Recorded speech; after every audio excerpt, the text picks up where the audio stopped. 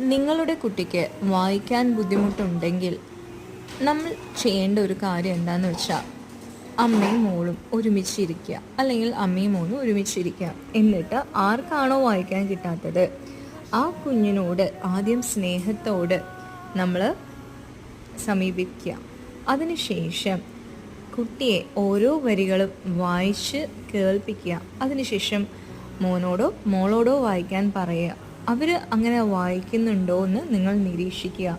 അവർ വായിക്കുന്നുണ്ട് എന്ന് മനസ്സിലാക്കി കഴിഞ്ഞാൽ നിങ്ങൾ അവരോടൊപ്പം വീണ്ടും വായിച്ചു തുടങ്ങുക.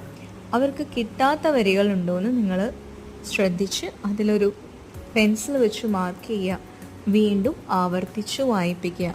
അങ്ങനെ വായിക്കുമ്പോൾ കുട്ടികൾക്ക് ശ്രദ്ധ ആ അണ്ടർലൈൻ ചെയ്ത വാക്കുകൾ പിന്നെ തെറ്റിപ്പോവില്ല. അതിൽ ഉപയോഗിച്ച ലെറ്റേഴ്സ് ആണെങ്കിലും ശ്രദ്ധിക്കാൻ പറ്റും.